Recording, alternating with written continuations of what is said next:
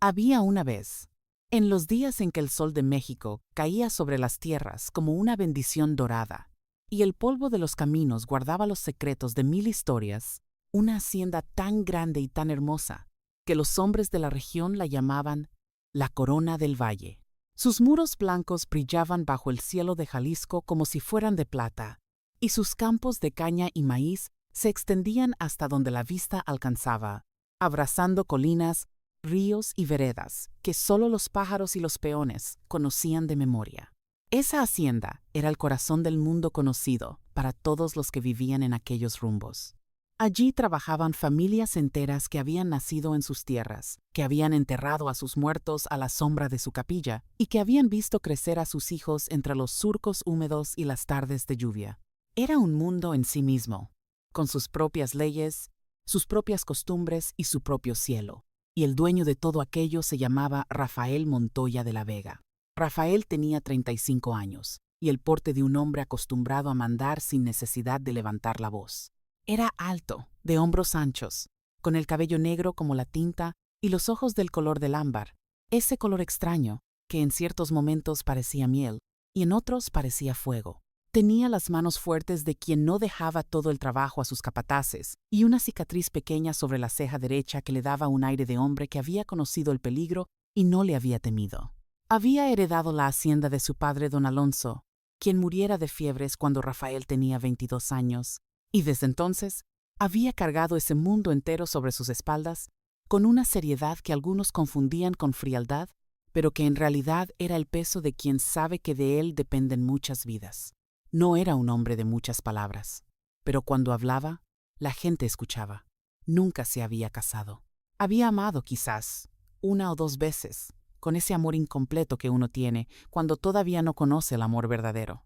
Las mujeres de la región lo miraban con admiración y esperanza, y sus madres lo invitaban a fiestas y tertulias con la intención apenas disimulada de ponerlo al lado de alguna hija bien peinada y bien educada. Pero Rafael siempre encontraba la manera de escapar educadamente, de alejarse antes de que cualquier cosa tomara forma, como si una parte de él supiera que todavía no había llegado la persona por quien valía la pena quedarse. Esa persona estaba por llegar, aunque llegaría de la manera más terrible, porque no todo era luz en la hacienda La Corona del Valle. Había una sombra. Una sombra larga, fría y retorcida que llevaba el nombre de Ernesto Montoya de la Vega, el hermano menor de Rafael. Ernesto tenía 30 años y el rostro de un ángel caído. Era casi tan guapo como su hermano, pero en su belleza había algo torcido, como una fruta hermosa por fuera que por dentro está podrida. Sus ojos eran oscuros y brillantes, con esa clase de brillo que no viene de la inteligencia sino de la maldad disfrazada de encanto. Sonreía con facilidad. Hablaba con gracia y sabía exactamente qué decir y cuándo decirlo para ganarse la confianza de quien fuera. Era el tipo de hombre ante quien la gente bajaba la guardia porque nunca parecía peligroso, y eso, precisamente, era su arma más poderosa. Desde niño, Ernesto había vivido a la sombra de Rafael. El mayor heredaría la hacienda. El mayor llevaría el apellido con honor. El mayor era el preferido de don Alonso. Eso era lo que Ernesto creía, aunque no fuera del todo verdad. Pero la envidia, cuando se instala en el corazón de un hombre joven, no necesita razones verdaderas para crecer. Le bastan las razones que ella misma inventa. Con los años, Ernesto había construido en secreto un imperio paralelo al de su hermano. Mientras Rafael administraba la hacienda con honestidad y trabajo, Ernesto tejía redes en las sombras. Había hecho tratos con hombres de dudosa reputación que llegaban de noche y se iban antes del amanecer. Había sobornado a funcionarios del virreinato para obtener permisos que no le correspondían y para cerrar los ojos ante sus negocios turbios. Comerciaba con bandas de contrabandistas que cruzaban las mercancías prohibidas de un lado al otro del territorio, hombres violentos que no respetaban ni la ley ni la vida humana. Robaba lentamente de las arcas de la hacienda, cambiando números en los libros de cuentas con una paciencia y una habilidad que daba miedo, sabiendo que nadie revisaría los registros con suficiente cuidado para descubrirlo. Y todo lo hacía con una sonrisa. Rafael sospechaba algo. Esa voz interior que tienen los hombres buenos cuando están cerca de algo malo, le susurraba de vez en cuando que su hermano no era de fiar. Pero la sangre pesa mucho, y el amor fraternal Aunque esté lastimado, no se apaga de un día para otro. Rafael le había dado a Ernesto responsabilidades en la hacienda, un lugar donde vivir, una renta mensual, creyendo que la confianza podía curar lo que la desconfianza rompía. Se equivocaba. La historia verdadera comienza en una tarde de octubre. El cielo estaba encendido de naranja y violeta, cuando Rafael regresaba de revisar los canales de riego en la parte sur de la hacienda. Venía a caballo, solo, con ese silencio satisfecho que dan las tardes de trabajo bien hecho, cuando escuchó algo que no debía escuchar. Era un grito de mujer. Agudo, corto, como el de alguien a quien le tapan la boca antes de que pueda terminar. Vino del granero viejo, el que ya casi no se usaba, el que quedaba escondido entre un grupo de árboles a orillas de un arroyo seco. Rafael detuvo el caballo con un jalón brusco y aguantó la respiración. Silencio. Luego, un ruido sordo. Luego, lo que parecía ser el llanto apagado de una mujer que estaba tratando de no llorar. No necesitó más. Desmontó en un movimiento, ató el caballo al árbol más cercano y caminó hacia el granero con paso rápido y silencioso, la mano en el mango de su cuchillo, los sentidos alertos. La puerta de madera estaba entornada. La empujó. Lo que vio le heló la sangre y le encendió la furia al mismo tiempo. Ernesto, su propio hermano, tenía agarrada por los brazos a una muchacha joven, empujándola contra los sacos de grano, mientras ella se retorcía y luchaba con la desesperación de quien sabe que está perdiendo. Tenía el vestido roto en el hombro. Tenía el cabello revuelto y los ojos llenos de un terror tan puro que Rafael sintió que algo dentro de él se partía en dos. La muchacha era de una belleza que quitaba el habla. Piel clara, casi blanca, con un tono cálido que hablaba de sangre mezclada, de dos mundos fundidos en un solo rostro. Cabello oscuro y ondulado, largo hasta la cintura. Ojos grandes y verdes, sí, verdes, como el interior de una hoja cuando la atraviesa el sol. Y en ese momento, esos ojos estaban bañados en lágrimas y llenos de una desesperación que Rafael no había visto jamás en ningún ser humano. No dijo nada. Cruzó el granero en 3 zancadas, tomó a Ernesto por el hombro y lo arrancó de la muchacha con una fuerza que tiró a su hermano contra la pared de madera con un golpe seco. Ernesto rebotó y se giró, furioso, con el rostro transformado en algo feo, algo que rara vez dejaba salir a la luz. ¿Qué demonios crees que estás haciendo?, dijo Rafael, y su voz era tan baja y tan fría que era más aterradora que un grito. Ernesto se compuso en segundos. La máscara volvió al lugar. Sonrió con esa sonrisa que siempre tenía lista. Hermano, la muchacha es una sirvienta nueva. Estaba robando del granero y yo solo estaba. Cállate, dijo Rafael. Y era tal la autoridad en esa palabra que Ernesto se calló. Rafael se volvió hacia la muchacha.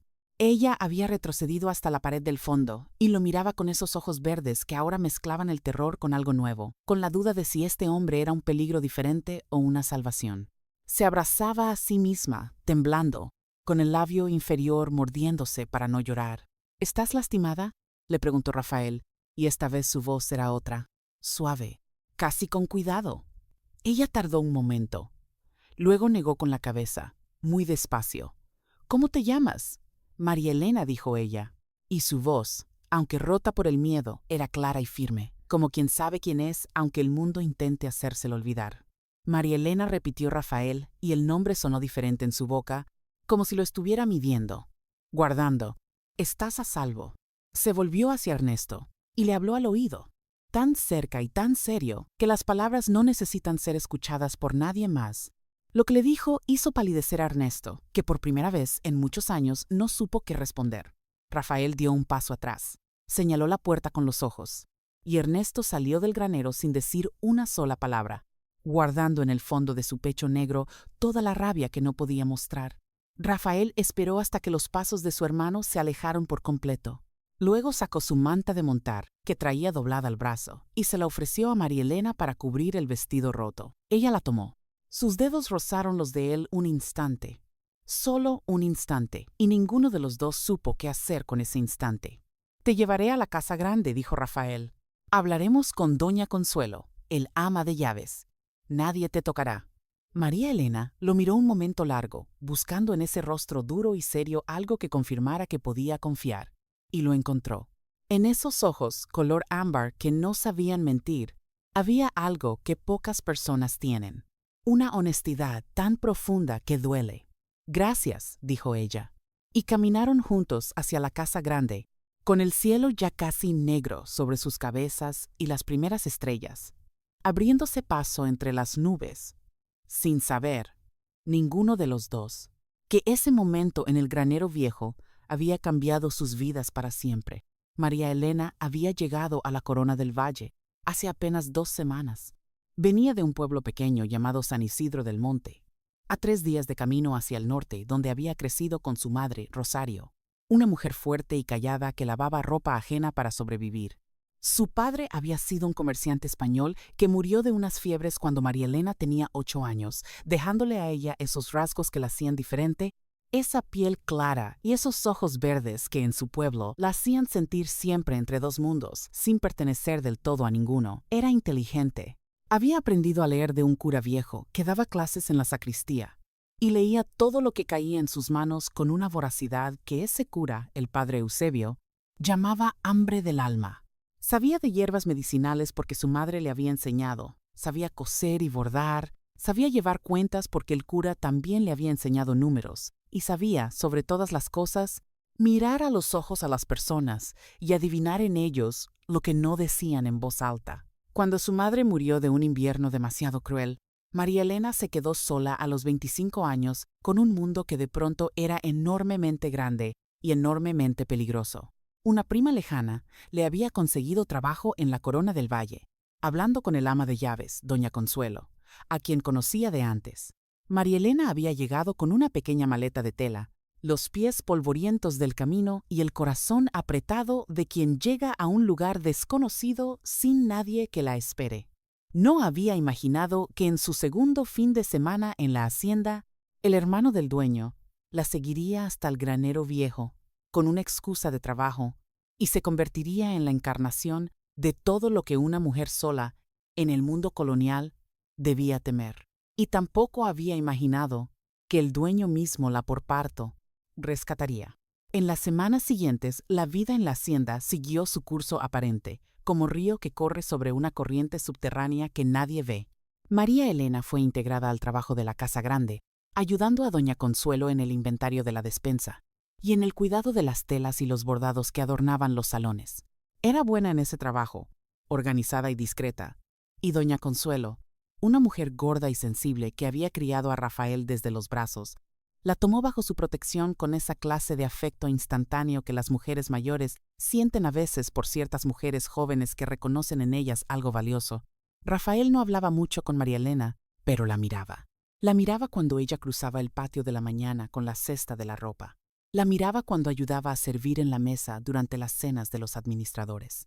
La miraba cuando se quedaba un momento en la galería del segundo piso, con el libro que siempre traía escondido bajo el delantal, leyendo unos minutos robados al final del día antes de que se apagaran las lámparas. Eso último lo sorprendió. Punto un atardecer la encontró allí en la galería, tan absorta en su lectura que no lo escuchó llegar. Rafael se detuvo en el corredor y la observó un momento sin que ella lo viera. Tenía el libro abierto sobre las rodillas, el cabello recogido pero con varios mechones escapados que le caían sobre la mejilla, y en su rostro había una expresión que él rara vez veía en la gente de la hacienda. Concentración, placer, la cara de alguien que está en otro mundo. ¿Qué estás leyendo?, preguntó. María. Elena levantó los ojos y lo miró, sin sobresaltarse demasiado, como alguien que, aunque sorprendida, tiene el carácter suficiente para no perder la compostura. Las Soledades, dijo. De Góngora. Rafael parpadeó. No lo esperaba. Es difícil, dijo, porque era verdad. Mucho admitió ella. Pero hay versos que valen el esfuerzo. Hubo un silencio. Rafael miró el libro. Luego la miró a ella. ¿Dónde aprendiste a leer? Un cura de mi pueblo, el padre Eusebio, decía que el que sabe leer no está nunca del todo solo. Otra pausa. El sol estaba cayendo y pintaba la galería de colores que no tenían nombre exacto. Tenía razón, dijo Rafael al fin, y se fue. Pero esa noche, sentado a su escritorio con los libros de cuentas delante sin poder concentrarse, supo que algo había cambiado en él. No sabía bien qué, pero era algo grande. María Elena, por su parte, Pensaba en él de una manera que la incomodaba. Lo que sentía no tenía la forma limpia y ordenada de la gratitud sola, aunque la gratitud estuviera ahí. Era algo más complejo, más turbio, más vivo. Rafael era el dueño de la hacienda. Era español, de familia noble, con tierras y poder y un mundo entero diferente al suyo. No había lugar razonable para lo que empezaba a sentir. Lo sabía. Y aún así, cuando lo veía cruzar el patio por las mañanas, con esa manera de caminar que tenía, despacio y seguro, como si el suelo le perteneciera pero sin presumirlo, algo en su pecho se movía de una forma que no podía ignorar. Ernesto los observaba a los dos, con esa habilidad suya para leer las situaciones, para oler las oportunidades donde otros solo ven el aire. Ernesto había notado desde el primer momento que algo había pasado entre su hermano y la muchacha del granero. La manera en que Rafael la miraba sin querer mirarlo. La manera en que ella se ponía ligeramente tensa cuando él estaba cerca. No era amor todavía, era la semilla del amor. Y Ernesto reconoció esa semilla con la claridad de quien conoce exactamente lo que quiere destruir. Porque la aparición de María Elena en la vida de su hermano era un problema. Un Rafael enamorado era un Rafael distraído, pero también era un Rafael con algo que perder, con alguien que podía presionar para controlarlo. Y al mismo tiempo, Ernesto no había olvidado lo del granero. No había olvidado el tono de la voz de su hermano cuando le habló al oído esa tarde, y tampoco había olvidado la humillación de salir de ese granero como un perro regañado. El rencor en el corazón de Ernesto no se enfriaba, ardía, comenzó a planear. Mientras tanto, Rafael encontró un pretexto para hablar con María Elena. Le pidió ayuda con los libros de inventario de la despensa, sabiendo que ella entendía de cuentas. Era una excusa que nadie cuestionaría. María Elena aceptó sin mostrar lo que ese pequeño gesto le provocaba. Empezaron a pasar tiempo juntos. Al principio era trabajo puro, números, listas, comparaciones de precios con los años anteriores. Pero poco a poco, las sesiones en el despacho de los administradores se fueron llenando de otras cosas. De conversaciones que empezaban con el inventario y terminaban con la filosofía. De discusiones sobre libros, de silencios que no eran incómodos sino llenos, como los silencios entre dos personas que ya no necesitan hablar para estar bien juntas. Una tarde Rafael le preguntó de su familia, y María Elena le habló de su madre, de San Isidro del Monte, del padre Eusebio, de la vida que había sido pequeña y dura, pero que había tenido sus momentos de belleza. Y Rafael la escuchó de una manera en que los hombres con poder rara vez escuchan, sin interrumpir, sin llevar la conversación hacia sí mismo, con los ojos ámbar fijos en ella, como si lo que ella decía fuera lo más importante del mundo. Cuando María Elena terminó, hubo un silencio suave. ¿Y tú?, dijo ella, con esa valentía tranquila que la caracterizaba. ¿Cómo fue crecer aquí? Rafael tardó un poco. Rara vez hablaba de sí mismo, pero algo en ella lo hacía querer hacerlo. Grande y solo dijo al fin. La hacienda es enorme, pero una casa sin madre se siente vacía desde el centro. Mi padre era bueno, pero no sabía cómo hablar de las cosas que importan. Y Ernesto se detuvo. Ernesto repitió, y el nombre le pesó en la boca de una manera que María Elena notó. Ernesto siempre fue diferente a mí, desde niños, como si hubiéramos nacido del mismo padre, pero de mundos distintos. María Elena pensó en los ojos de Ernesto esa tarde en el granero, en el brillo frío y calculador que había en ellos, tan diferente al calor duro y honesto de los de Rafael.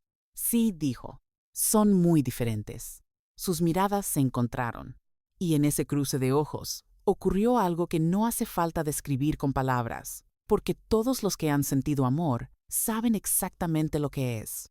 Un reconocimiento, un arribo, como llegar a un lugar al que nunca has estado pero que ya conoces. Rafael extendió la mano lentamente sobre la mesa y cubrió la mano de ella. Solo eso, sin decir nada. María Elena sintió que el corazón se le iba a escapar del pecho. María Elena, dijo él, en voz baja. Sé lo que vas a decir, susurró ella. ¿Y qué voy a decir? Ella lo miró a los ojos sin apartar la mano. Que esto no debería estar pasando. Rafael la miró un largo momento. Sí, admitió. Eso es lo que la razón dice. Pausa. Pero la razón no siempre tiene razón, añadió, y en su voz había algo que era nuevo en él, algo suave, algo que ese hombre serio y de pocas palabras no solía mostrar. Fue el primer beso que no fue un beso. Fue el momento anterior al primer beso, que a veces es el más poderoso de todos. Pero antes de que ese amor naciente pudiera tomar forma propia, antes de que pudieran nombrarlo y entenderlo, Ernesto activó la primera de sus trampas.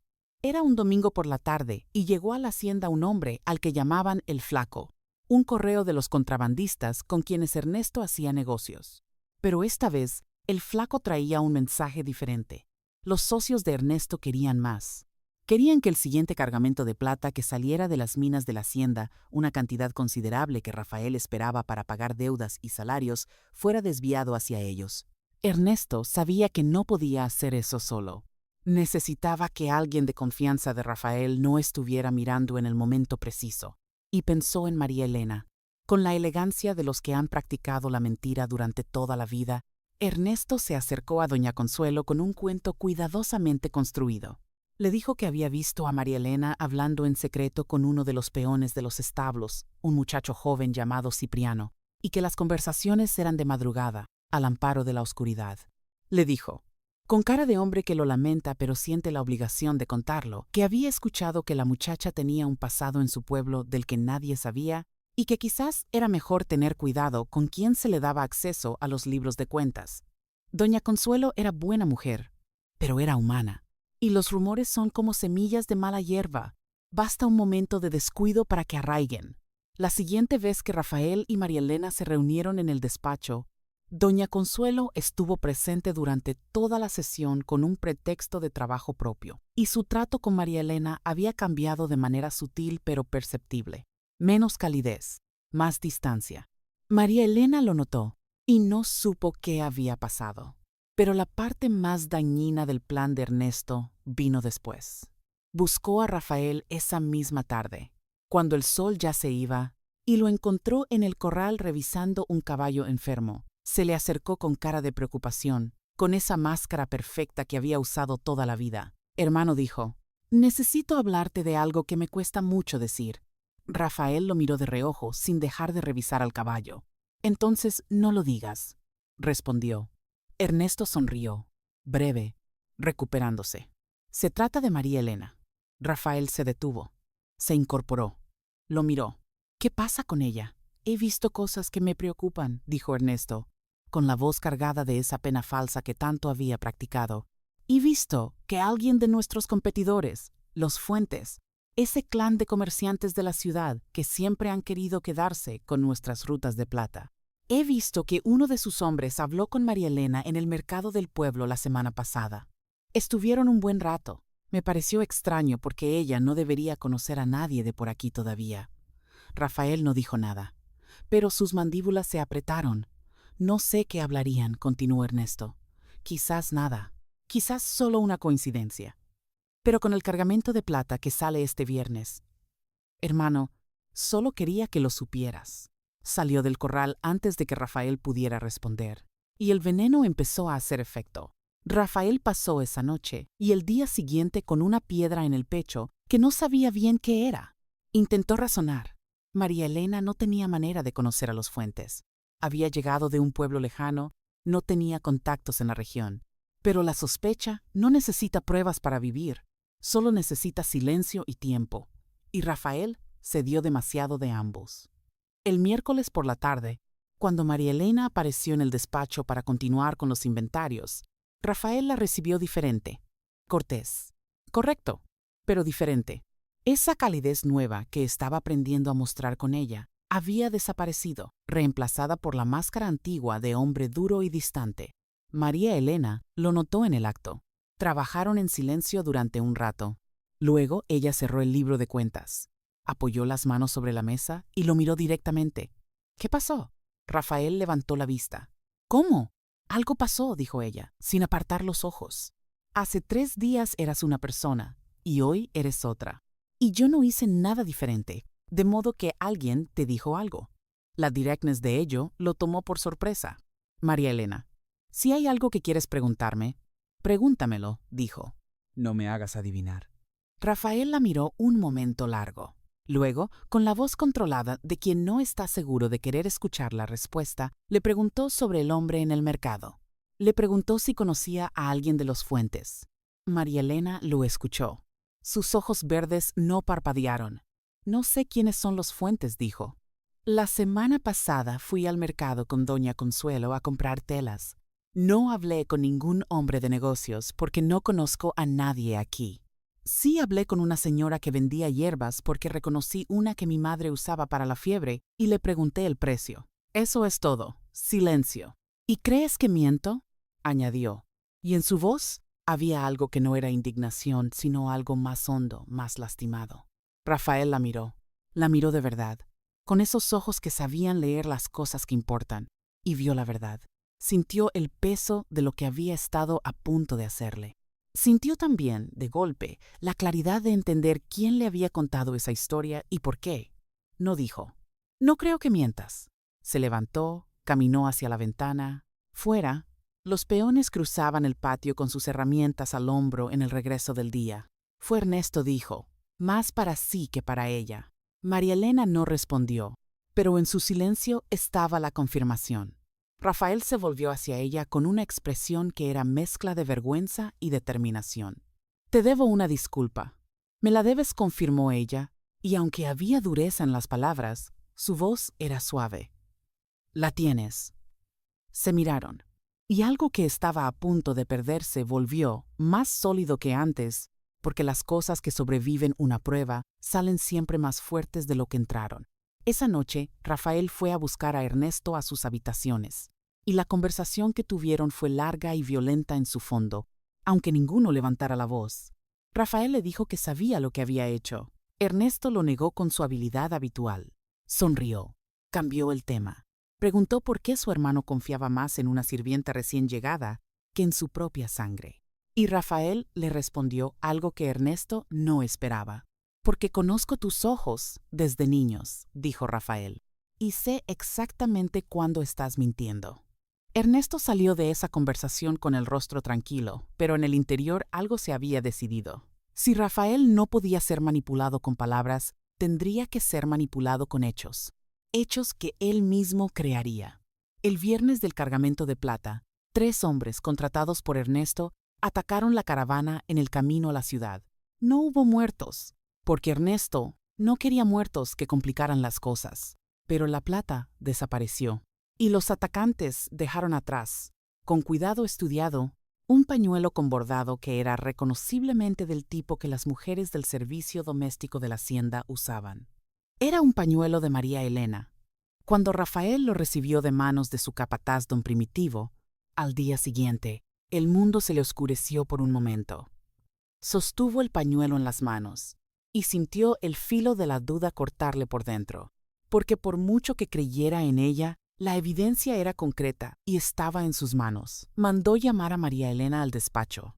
Esta vez había también otras personas: don Primitivo, doña Consuelo y el padre Jerónimo, el capellán de la hacienda, que servía de testigo en asuntos serios. María Elena entró y vio el pañuelo sobre el escritorio antes de que nadie dijera nada. Lo reconoció. Era suyo, sin duda. Lo había perdido hacía días. Lo había buscado sin encontrarlo. Lo había dado por perdido. «Es mío», dijo, antes de que Rafael pudiera preguntar.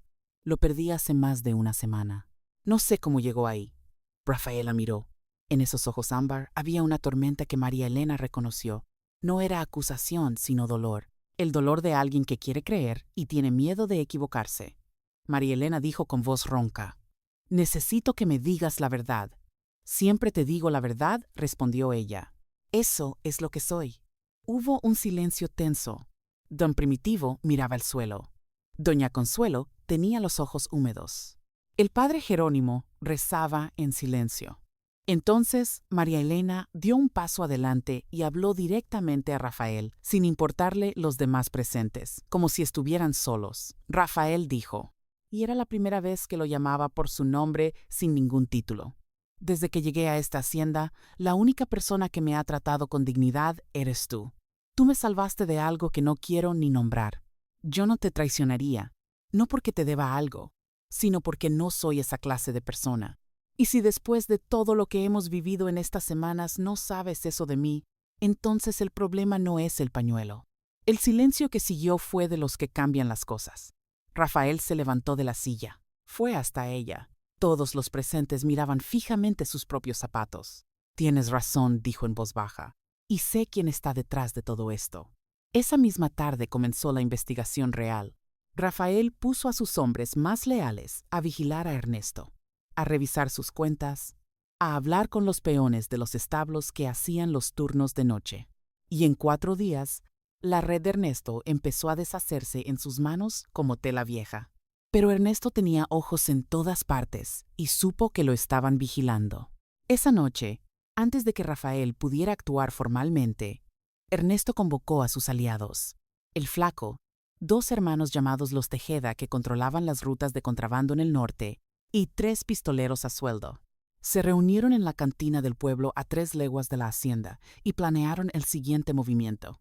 El plan era simple y brutal: secuestrar a María Elena.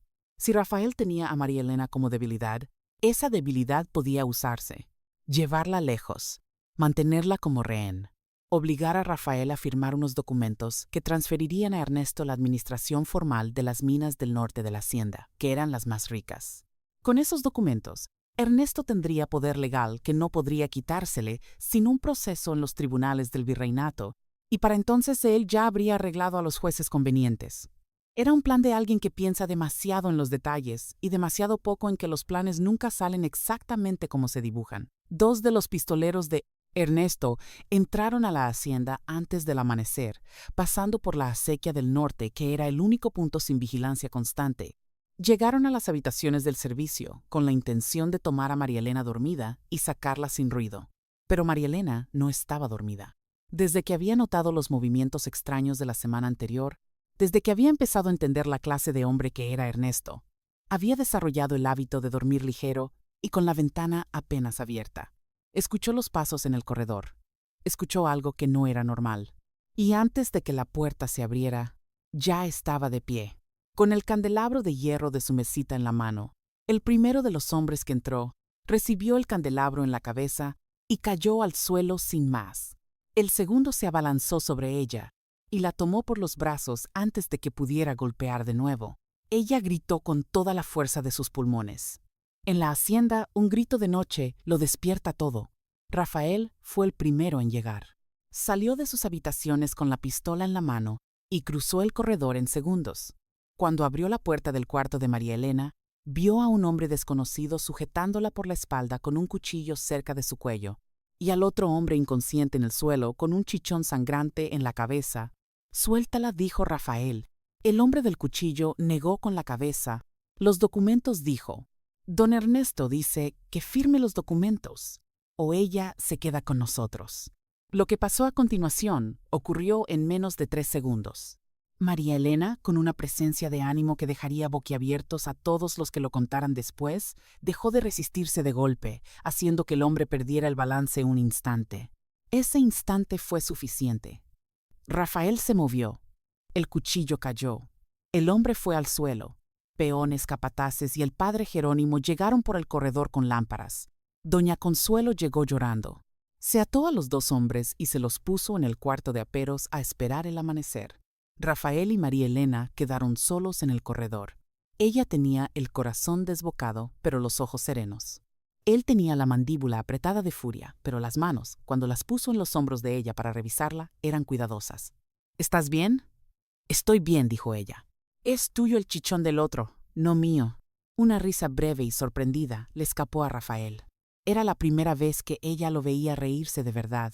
Y esa risa pequeña, en mitad de esa noche terrible, fue la cosa más hermosa que había visto nunca. María Elena dijo, y volvió a tomar sus manos, y esta vez fue diferente de todas las veces anteriores. «No permito que vuelvan a hacerte daño». «Lo sé», dijo ella. «¿Lo sabes?» «Te conozco», dijo simplemente. Y fue en ese momento, en ese corredor a oscuras, con el olor a vela y a tierra húmeda y a noche de México, cuando Rafael Montoya de la Vega, hombre serio y de pocas palabras, que durante años había llevado el mundo sobre las espaldas sin pedirle a nadie que lo ayudara a cargarlo, entendió que estaba enamorado. Lo entendió con una claridad que no deja lugar para la duda, con esa clase de certeza que uno siente muy pocas veces en la vida y que cuando llega no se parece a nada que hubiera sentido antes. La besó suave al principio, como preguntando, y luego, cuando ella respondió, no tan suave. Al día siguiente, Ernesto desapareció de la hacienda antes de que pudieran arrestarlo. Los dos hombres atados en el cuarto de aperos hablaron cuando vieron que su patrón los había abandonado y confirmaron todo lo que Rafael ya sabía y más cosas que aún no sabía. Los negocios con los contrabandistas, los sobornos a funcionarios del virreinato, el robo sistemático de los fondos de la hacienda, los falsos documentos con el sello de Rafael que Ernesto había estado preparando durante meses para la transferencia de las minas. Era peor de lo que Rafael había imaginado. Mandó un correo urgente al corregidor de la ciudad y otro a su abogado. Comenzó el proceso legal, pero Ernesto estaba libre, con dinero escondido y aliados en lugares que Rafael no controlaba. Y eso lo hacía peligroso de una manera diferente, más imprevisible. En los días que siguieron, mientras los abogados y los funcionarios empezaban a moverse, y mientras Rafael reorganizaba la seguridad de la hacienda, algo bello creció entre él y María Elena, con la naturalidad de las cosas que siempre debieron ser. Hablaban hasta tarde, se contaban sus vidas enteras, los rincones que nunca se le cuentan a nadie. Él le mostraba la hacienda como nunca se la había mostrado a nadie, sus rincones favoritos, el punto del río donde el agua hacía un sonido particular, el cerro desde donde en las noches claras se veían las luces de 3 pueblos distintos. Ella le contaba de su madre, del padre Eusebio, de los libros, de los sueños que había tenido y los que había tenido que guardar, porque no había lugar para ellos en su vida pequeña de entonces. Ahora había lugar. Doña Consuelo miraba todo con ojos húmedos de felicidad y el padre Jerónimo hacía como que no notaba nada, aunque notaba todo, y rezaba en voz baja para que la situación llegara a buen puerto. Pero Ernesto, aunque ausente, no estaba quieto. Desde la ciudad, a través de intermediarios y mensajeros nocturnos, Ernesto había puesto en marcha algo que tardó semanas en materializarse, pero que cuando lo hizo fue el golpe más calculado de todos. Había hablado con uno de los funcionarios sobornados, un tal licenciado Herrera, quien tenía influencia en los tribunales del virreinato, y había hecho circular entre las familias importantes de la región una historia sobre María Elena. La historia decía que María Elena no era quien decía ser, que en su pueblo había estado involucrada en el robo de la iglesia hacía 3 años, que su padre no era ningún comerciante español sino un mestizo de mala reputación, que había llegado a la hacienda con intenciones de manipular al dueño para quedarse con parte de su fortuna. La historia estaba construida con detalles inventados pero plausibles, con nombres reales mezclados con los falsos, con la clase de malicia específica que solo tiene quien conoce bien a su víctima, y la historia llegó a oídos de las familias con quienes Rafael debía hacer negocios.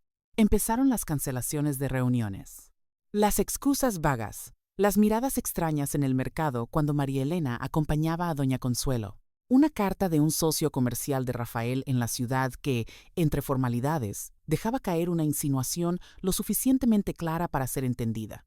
Rafael habló con María Elena de frente, como era su costumbre. Le contó lo que estaba circulando. Le pidió que lo ayudara a entender qué había de verdad, sabiendo de antemano que nada había de verdad, pero necesitando escucharla igualmente, porque era lo correcto. María Elena escuchó toda la historia sentada frente a él, con las manos juntas sobre la mesa y la mirada fija en algún punto del aire. Cuando él terminó, ella estuvo callada un momento. El robo de la iglesia ocurrió, dijo, al fin, pero no fue un robo. Fue que unos hombres de un terrateniente de la región entraron a la iglesia a llevarse los cálices de plata que habían donado sus rivales para desprestigiarlos. El padre Eusebio los vio entrar, y yo estaba con él esa noche porque me había quedado ayudando con los cirios para la fiesta del día siguiente. Fuimos los únicos testigos. El padre Eusebio declaró, yo declaré, los hombres fueron identificados. El terrateniente les pagó para que dijeran que yo había estado involucrada, para desacreditar mi testimonio. Pero no había pruebas contra mí porque no había hecho nada. Al final la cosa quedó sin resolver, porque ese terrateniente tenía dinero y no había justicia para los pobres. Rafael la escuchó hasta el final. ¿Puedo hablar con el padre Eusebio? Está muerto, dijo María Elena con la voz quieta. Murió el invierno pasado. Era muy viejo. Silencio. ¿Hay alguien más que pueda confirmar lo que dices? Doña Fermina la campana de la iglesia, que vive en San Isidro. Tiene 70 años, pero tiene la mente como un filo. Ella estaba esa noche también. Rafael asintió. Mandó a alguien a San Isidro esta semana. María Elena lo miró. Rafael, ¿sí creéis en mí? Una pausa. Breve. Sí. Entonces no mandes a nadie a San Isidro porque no necesitas pruebas para creer algo que ya sabes. Él la miró y supo que ella tenía razón, que mandar a buscar a doña Fermina era un gesto para los demás, para los socios y los funcionarios y las familias de la región, no para él, y que mientras se dedicara a gestionar la opinión ajena en lugar de proteger lo que era suyo, Ernesto ganaría. Tienes razón, dijo. Lo sé, dijo ella, con esa seguridad tranquila que lo enloquecía de admiración. Pero la situación externa empeoraba. El licenciado Herrera, el funcionario corrupto al servicio de Ernesto, logró que los tribunales del virreinato emitieran un auto de comparecencia contra María Elena, basado en el viejo asunto de la iglesia de San Isidro, que en los papeles del tribunal aparecía sin resolver. No era una acusación formal, pero era suficiente para que su presencia en la hacienda se convirtiera en una complicación legal para Rafael. Fue el padre Jerónimo quien habló con Rafael una tarde en la capilla, con la seriedad con que los curas dicen las cosas difíciles. Si ella se queda aquí mientras el proceso corre, los enemigos de la hacienda usarán eso contra ti, te quitarán socios, hablarán con el corregidor. Pueden incluso intentar revocar alguno de tus títulos de propiedad, si logran que el escándalo sea suficientemente grande. Sabes que Ernesto tiene hombres en los tribunales. Rafael lo escuchó con la cara de piedra que ponía cuando el mundo le daba noticias que no quería recibir. ¿Qué me estás diciendo, padre? Te estoy diciendo que quizás, temporalmente, sería mejor para ella y para ti que ella estuviera en otro lugar mientras el proceso se resuelve. En casa de gente de confianza, fuera del alcance de los hombres de Ernesto y también fuera del ojo del tribunal. Rafael pasó toda esa noche sin dormir. La mañana siguiente habló con María Elena. Fue la conversación más difícil que habían tenido. Él le explicó la situación con toda la claridad que ella siempre le pedía. No escondió nada. Le dijo que sus opciones eran quedarse y enfrentar el proceso juntos desde la hacienda, con todos los riesgos que eso implicaba, o partir temporalmente a casa de doña Elvira, una tía de Rafael que vivía en un rancho a 2 días de distancia, mujer de hierro y discreción a quien Rafael confiaba su vida, donde estaría segura, y fuera del alcance de la maquinaria corrupta de Ernesto, mientras él desmontaba todo desde aquí. María. Elena escuchó todo en silencio. ¿Cuánto tiempo? Preguntó al final. No lo sé con certeza, admitió él. Meses, quizás más. Ella asintió muy despacio. Luego levantó los ojos.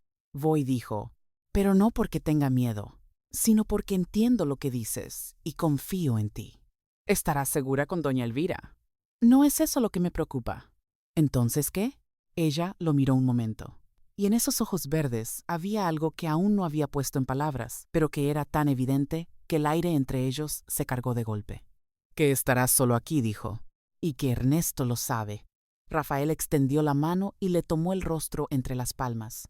Era el gesto más tierno que había hecho en su vida, y lo hizo como si lo hubiera hecho siempre. Llevo solo toda la vida, dijo. Ahora ya sé que no es para siempre. Ella cubrió sus manos con las de ella. Prométeme, dijo. ¿Qué? Que terminarás esto. Lo prometo. Ella partió 2 días después, antes del amanecer, en un carruaje discreto sin los escudos de la hacienda, acompañada por don Primitivo y 2 peones de toda la confianza de Rafael. Se fue con su maleta pequeña de tela, los mismos libros que siempre la acompañaban, y algo nuevo en el corazón que pesaba tanto como la ausencia, pero brillaba como las estrellas que vio por la ventanilla del carruaje esa primera mañana del camino. Lo que María Elena no sabía, lo que descubriría semanas después en casa de doña Elvira, era que llevaba consigo más de lo que cualquiera de los dos sabía. Llevaba una nueva vida creciendo en silencio. En la hacienda, Rafael comenzó la guerra. No la guerra con espadas y pistolas, aunque habría un poco de eso también, sino la guerra de los papeles y los testigos y las verdades sacadas a la luz. Contrató a 2 abogados de la ciudad, hombres de fama y conocidos por su integridad, y les entregó todo lo que tenía: los libros de cuentas con los rastros de los robos de Ernesto, los testimonios de los 2 hombres atados en el cuarto de aperos que habían hablado, las declaraciones de peones que habían visto cosas que nunca se habían atrevido a contar los nombres de los funcionarios sobornados que sus propios hombres habían logrado confirmar a través de semanas de discreta investigación. Era una cantidad de evidencia que incluso los jueces corruptos tendrían dificultad para ignorar. Pero Ernesto no se quedó quieto. Desde la ciudad, con el dinero que había robado a la hacienda durante años, movía piezas en un tablero que conocía bien. Sobornó a un notario para que levantara un documento falso que decía que Rafael había firmado, años atrás, la cesión de las minas del norte a nombre de Ernesto. El documento estaba hecho con una habilidad de falsificación que asustaba, pero tenía una debilidad. La fecha era de un día en que Rafael podía probar, con cartas y con el testimonio de 3 personas, que había estado en la ciudad capital en una reunión con el virrey. No había manera de que hubiera firmado ese documento en la hacienda ese día. Cuando eso salió a la luz, el notario fue detenido y habló, y lo que dijo abrió la puerta a las siguientes 3 detenciones. 2 de los hermanos Tejeda, que fueron encontrados con mercancía de contrabando en un almacén que resultó estar registrado a nombre de una empresa fantasma que los abogados rastrearon de vuelta a Ernesto con paciencia de hormigas. Y el licenciado Herrera, el funcionario de los tribunales, que trató de huir hacia el norte cuando supo que lo buscaban y fue detenido en una posada a 2 días de la ciudad. Ernesto seguía libre, pero su red se deshacía. Y entonces cometió el error que cometen todos los que han tenido demasiado poder durante demasiado tiempo. Pensó que podía ganarlo todo con un solo golpe. Apareció en la hacienda.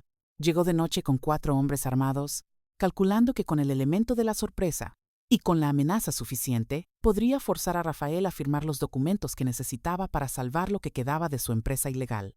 Calculó mal. Rafael lo esperaba. No porque lo hubiera previsto específicamente, sino porque había pasado las últimas semanas con los ojos abiertos y los sentidos alertos. Y cuando su perro de guarda, un animal viejo y sabio que dormía en el portal, empezó a gruñir de una manera particular antes de la medianoche, Rafael supo. Se levantó. Despertó a don Primitivo y a otros 6 hombres. Se distribuyeron en la oscuridad. Cuando Ernesto y sus hombres cruzaron el portal principal, estaban rodeados. Lo que siguió no fue una batalla larga. Fue la rendición inevitable de quien ha perdido antes de empezar. Los 4 hombres de Ernesto, al verse rodeados por gente que conocía cada rincón de esa hacienda y que peleaba por su hogar, no tuvieron mucho que hacer. Ernesto y Rafael quedaron frente a frente en el patio central de la hacienda, con las lámparas balanceándose en el viento tibio de esa noche de Jalisco. Y por primera vez en sus vidas, sin máscaras ni pretextos entre ellos. Se acabó, dijo Rafael. Ernesto lo miró. En sus ojos ya no había la máscara encantadora ni la frialdad calculadora. Había algo que quizás nunca había mostrado. Cansancio. El cansancio profundo de un hombre que ha vivido peleando contra su propia vida y ya no tiene fuerzas para seguir. ¿Por qué?, preguntó Rafael. Y la pregunta no era de acusador, sino de hermano, de alguien que necesita entender. ¿Por qué, Ernesto? Ernesto calló un momento. Porque tú siempre lo tuviste todo, dijo, y en su voz había algo que podría haber sido sinceridad, o podría haber sido la última manipulación de un manipulador consumado. A esas alturas, quizás ni el mismo Ernesto sabía ya la diferencia. Tú también lo tenías todo, dijo Rafael. La misma sangre, la misma tierra, la misma casa. No era lo mismo. No, nunca fue lo mismo para ti porque no dejaste que lo fuera. Silencio. Los hombres de Ernesto fueron atados. Un correo salió hacia la ciudad antes del amanecer. El corregidor llegó al día siguiente con sus alguaciles. Ernesto fue llevado en cadenas. Rafael lo vio irse desde el portal de la hacienda, con los brazos cruzados y una expresión que nadie supo leer del todo. Doña Consuelo estaba junto a él, y le apretó el brazo sin decir nada, porque a veces no hay nada que decir. Lo que Rafael sintió en ese momento no era triunfo. Era una especie de tristeza limpia, el duelo por lo que podría haber sido y no fue, por el hermano que existió en alguna versión diferente de la historia y que en esta fue el enemigo. A veces el amor que uno tiene por alguien sobrevive incluso a la traición, y eso es quizás lo más doloroso de todo. Pero también había alivio, y había urgencia, porque había una carta esperando en su escritorio. Había llegado 3 días antes desde el rancho de doña Elvira, escrita con esa letra de María Elena que ya reconocería entre 1000, y decía cosas que le habían quitado el sueño desde que la leyó, aunque de una manera completamente diferente al insomnio de las preocupaciones. María Elena estaba embarazada. La carta era serena, como era ella. No había pánico ni dramatismo, solo la honestidad de siempre, esa manera suya de mirar las cosas de frente. Le decía que lo había sabido hacía semanas, pero que había esperado a estar segura antes de escribir. Que estaba bien, que doña Elvira la cuidaba con una ternura que no había esperado. Que el niño, si era niño, o la niña si era niña, llevaba en sus venas lo mejor de dos mundos que habían tardado mucho en encontrarse. Que no le pedía nada que él no estuviera dispuesto a dar libremente. Y que cualquier cosa que él decidiera, ella seguiría siendo quien era. Rafael había leído esa carta 3 veces en el día en que llegó y la había guardado doblada en el bolsillo interior de su chaqueta, cerca del pecho, como se guardan las cosas que importan. Ahora, con Ernesto en manos de la justicia y la hacienda comenzando a respirar de nuevo, mandó preparar el carruaje. El viaje a casa de doña Elvira duró 2 días. Rafael no durmió mucho en el camino. Miraba pasar el paisaje por la ventanilla con una atención distraída, pensando en lo que iba a decir cuando llegara, pensando, en realidad, en que no necesitaba decir nada con grandes palabras, porque María Elena era la clase de persona que entiende las cosas importantes sin que las palabras las expliquen. Llegaron al rancho de doña Elvira a media tarde. El cielo estaba azul y limpio, del color del buen tiempo, y los olivos del camino de entrada hacían una sombra verde y quieta sobre la tierra. Doña Elvira, una mujer de 60 años, con el pelo blanco y los ojos del mismo ámbar de Rafael, salió al portal cuando escuchó el carruaje. Sonrió con una satisfacción enorme y apenas disimulada. Tardaste, le dijo a su sobrino, que la abrazó. Había que terminar las cosas bien. Respondió él. Está en el jardín, dijo doña Elvira, señalando con la cabeza hacia la parte trasera de la casa. Rafael atravesó la casa, salió por la puerta trasera al jardín, que era un espacio tranquilo con naranjos y una fuente pequeña que hacía el ruido del agua corriendo. Y allí, sentada en un banco de piedra con un libro sobre las rodillas y la barriga ya visible bajo el chal, estaba María Elena. Levantó los ojos cuando escuchó sus pasos. Lo vio. Ninguno de los dos dijo nada por un momento. Luego Rafael se acercó, se arrodilló frente al banco y puso las manos sobre las de ella que sujetaban el libro. Terminé lo que prometí, dijo. Ella lo miró con esos ojos verdes que tenían el color del fondo del mar y la claridad del cielo abierto. Lo sé, dijo. Lo supe antes de que llegaras. ¿Cómo? Sonrió. Porque si no hubieras terminado, no habrías venido todavía. Eres así. Él la miró un momento. Luego la miró a la barriga. Luego volvió a sus ojos. ¿Cómo estás? Bien, dijo ella. Los dos estamos bien. Rafael apoyó la frente contra las manos de ella. Fue un gesto pequeño, sin dramatismo, pero en él estaba todo lo que no sabía cómo decir con palabras. El alivio, la gratitud, el amor tan grande que ya no cabía en el cuerpo, la promesa de todo lo que estaba por comenzar. Cásate conmigo, dijo, con la voz contra sus manos. Silencio breve. ¿Eso es una pregunta? Dijo ella. Él levantó la cara y la miró. Es lo que más quiero en el mundo, dijo simplemente. María Elena lo miró largo tiempo, con esa mirada suya que lo veía todo, que no se dejaba engañar por nada, y que sin embargo era la mirada más cálida que había conocido. Sí, dijo. Doña Elvira, que había seguido a su sobrino hasta la puerta trasera, porque era curiosa y no veía razón para hacerlo menos a su edad, soltó una lágrima pequeña y discreta que nadie vio, y luego se fue a ordenar que prepararan algo especial para la cena. Volvieron a la hacienda 2 semanas después, cuando los abogados confirmaron que el proceso legal estaba suficientemente avanzado para que la presencia de María Elena no pudiera ser usada como arma por nadie. El licenciado Herrera había colaborado con los tribunales para reducir su condena, y en esa colaboración había desmentido formalmente todas las historias fabricadas sobre María Elena, incluyendo el asunto de la iglesia de San Isidro, que quedó limpio en los registros con un documento que el corregidor selló con su propio puño. La llegada a la Corona del Valle fue una de esas mañanas que uno guarda en algún lugar especial de la memoria. Los campos estaban verdes de lluvia reciente. Los peones que trabajaban en los surcos se detuvieron a verlos pasar con el carruaje, y uno por uno fueron quitándose el sombrero, un gesto simple que tenía dentro de él toda la lealtad de años. Doña Consuelo los esperaba en el portal con los ojos brillantes de una felicidad que no podía disimular aunque hubiera querido intentarlo. Ya era hora. dijo, y les abrió los brazos a los dos. El padre Jerónimo los casó en la capilla de la hacienda 3 semanas después, en una ceremonia que no era grande ni ostentosa, sino exactamente lo que querían, íntima y verdadera. Estaban doña Elvira, que había hecho el viaje expresamente. Estaba don Primitivo, que se limpió los ojos con el pañuelo en el momento que creyó que nadie miraba. Estaban los peones de más confianza y sus familias. Estaba doña Consuelo, que lloró abiertamente y sin ninguna vergüenza desde el principio hasta el final. Rafael, parado frente al altar con su traje oscuro y esos ojos ámbar que María Elena amaba, tenía una expresión que ninguno de los presentes le había visto nunca. Estaba completamente en paz, sin el peso de años que siempre llevaba en los hombros, sin la tensión que le era tan natural que ya nadie la notaba. Era el rostro de un hombre que por fin había llegado a donde necesitaba estar.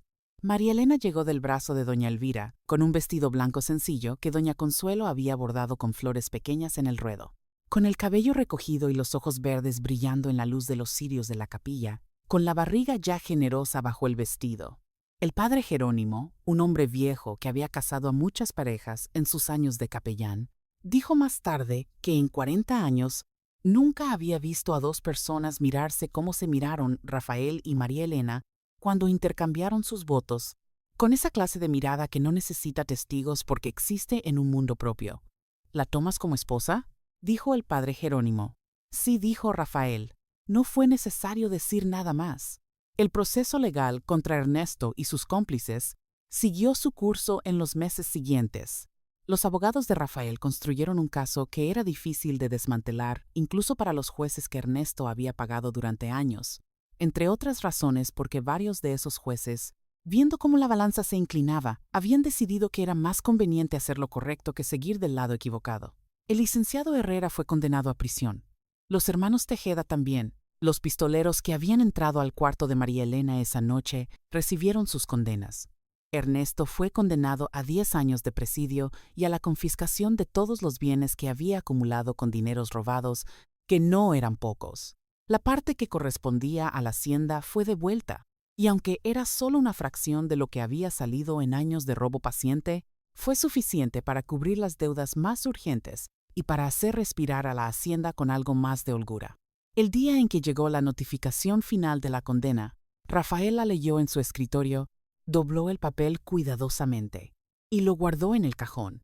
Luego salió al jardín donde María Elena estaba sentada bajo el naranjo con el libro de siempre, que había tenido que abandonar varias veces en las últimas semanas porque la nueva habitante de su vientre tenía la costumbre de moverse exactamente cuando ella intentaba concentrarse en la lectura. ¿Fue el correo?, preguntó ella sin levantar los ojos del libro. Sí, y todo está resuelto. Levantó los ojos. Lo miró. ¿Todo? Todo. Una pausa. El viento movió las hojas del naranjo. A lo lejos, los gallos del gallinero anunciaban el mediodía. Bien, dijo María Elena, y volvió al libro. Rafael la miró un momento con esa expresión suya que nunca dejaba ver del todo lo que sentía, pero que ella ya sabía leer.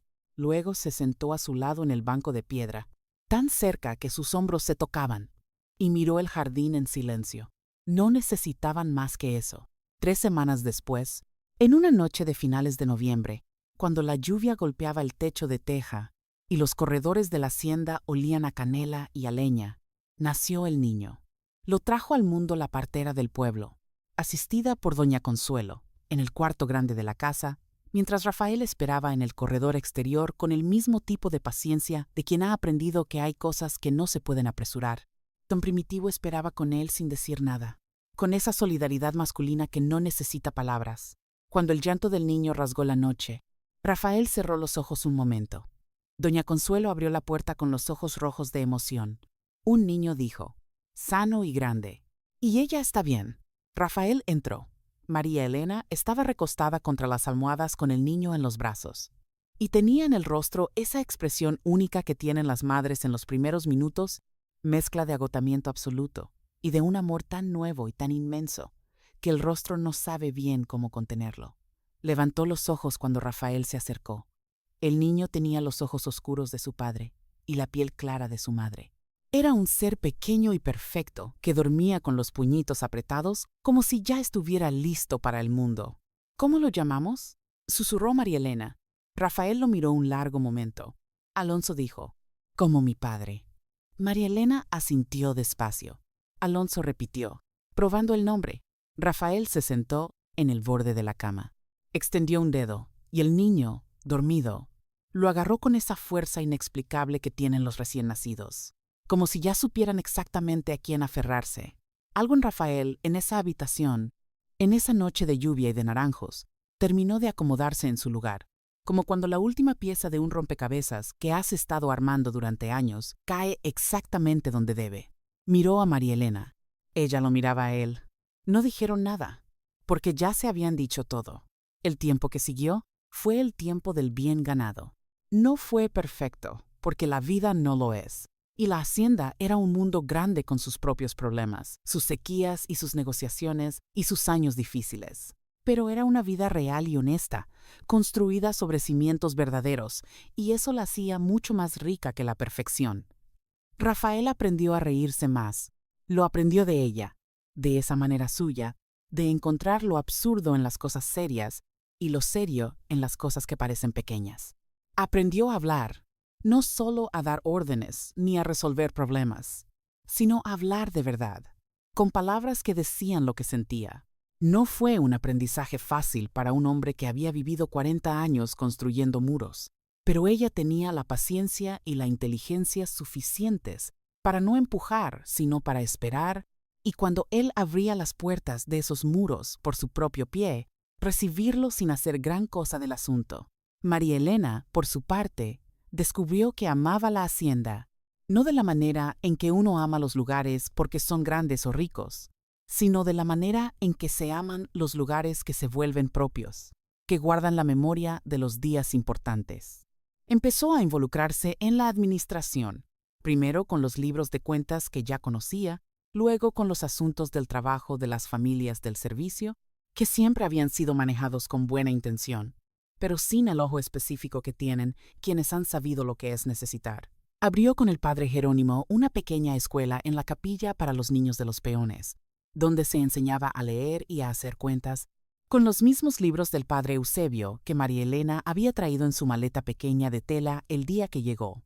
Doña Consuelo vivió 12 años más, hasta los 82, y pasó esos 12 años siendo la abuela de facto de Alonso, y de las dos niñas que llegaron después, Rosario y Consuelo, que llevaban los nombres de las mujeres que habían importado. Murió en su cama con toda la familia alrededor, que era exactamente como había querido morir.